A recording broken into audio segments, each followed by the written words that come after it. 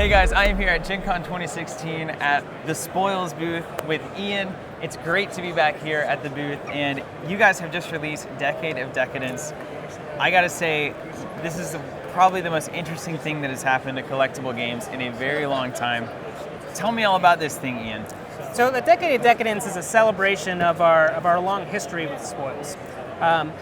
It's a cube game. So you buy this, it's only $40, and you get 428 cards, which is a replayable infinite drafting game. Now, some of your viewers may know what a cube is. It's the most powerful cards in the game put together that you can draft with, so you will always have good stuff in your experience. So that's what we've done here. We've taken 67 cards from the history of Spoils, added 89 new ones, giving you 2 of each. Nice. So you can play as much as you want as a draft, or sealed. If you buy 2 of them, you have a play set, start building constructed decks. Wow. So this is a box. I open it up and I can immediately draft cards with 8 of my friends. We build our decks. Resources are included? Resources are included. We get whatever resources we need, and then we get to have a little mini tournament or just play some casual games or whatever. Right. And then they go back in the box and you do it again. So right. People could literally just have this one box and experience the Spoils as essentially kind of a board game. That's right. And then if they wanted to branch out, they could start to build their own constructed decks. How does this play with past tests that have been released in the Spoils? Is there formats or anything we need to be aware of on that front? So when this hits the streets, it's been released at GenCon here first, and it'll be wide release later this month.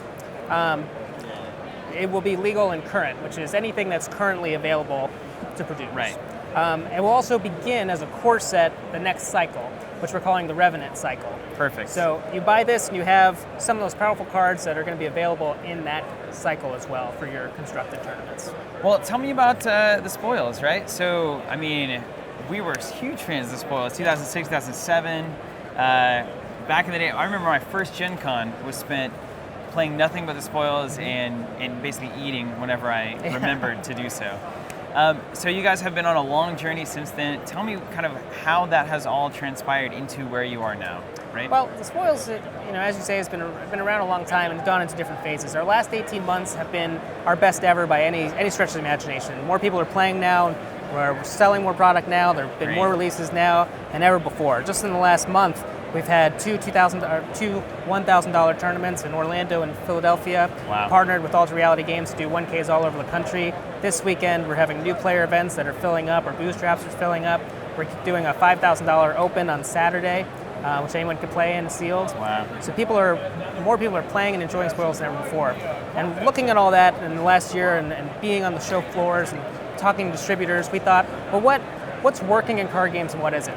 In trading card games, I love trading card games. I love rarity, I love cracking packs, and a lot of people do. And we have some of that. We just released Ungodly Mess in May. Yeah. People are really enjoying that. But we also see that there are things like Ascension, Star Realms, and Epic that people also really enjoy as deck builders and as board games. So we wanted to try to combine that in a bit of a hybrid, and that's where the idea for Decade of Decadence came from. Well, the obvious question that I have now is, where is the future of the Spoils headed, right? So as I said, this is a super innovative take on how to do collectible card games. Is this the future? Do you continue to do these kinds of big box releases? Will there be packs in the future? For now, we're planning on doing more big box releases and keeping them more self-contained. But we're also looking at some set of boosters to give you some collectability, because people do love that, even if it's just foil versions of this. Yeah. So we're looking at a lot of different possibilities right now. Right. But the response for the Decade of Decadence has been outstanding. We had our prototypes at Origins, and every single event was filled up. People really love this idea. That's so good to hear, Ian. And to celebrate, we also made a few changes to the templates. I don't know if you'll be able to see them, but they're a little bit more full art. Good choices. Around. Yeah, a lot more bleed around the edges. Yeah, one of the things that people love about Spoils is the art. Absolutely. So we wanted to try to emphasize that more. Now, I've always been curious in some kind of I always felt like the Spoils universe was like fully fleshed out somewhere, tucked away deep in a hidden tome under somebody's bed. Are you planning on kind of revealing more and more of that universe in non-card formats, like any kind of printed material, source books, or anything like that?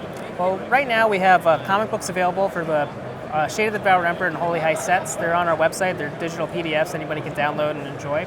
and we're producing an Ungodly Mess one right now. Nice. So, and then we're planning to continue that for future cycles as well. Excellent. Because I'm a fan from way back too, and that was one of the things that I wanted to know the most about was what is this awesome world? Yeah. And the last thing I'll ask you is, I know that the early days of Spoils, it was all about these big cash prizes, all about these big events. I see that you're running some higher, like 10K events, I think, here at GenCon.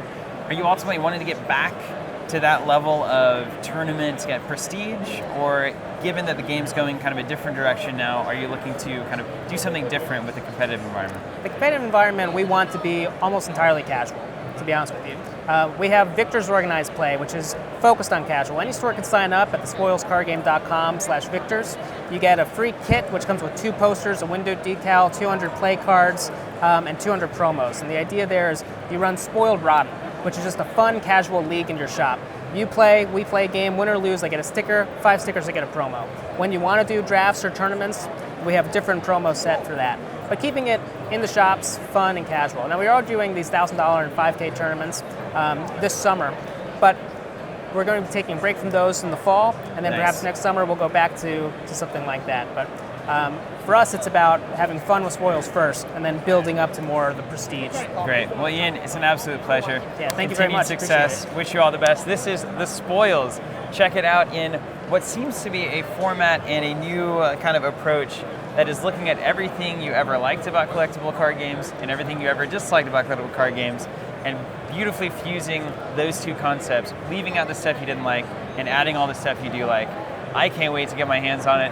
We got more coming from GenCon 2016, so stay tuned.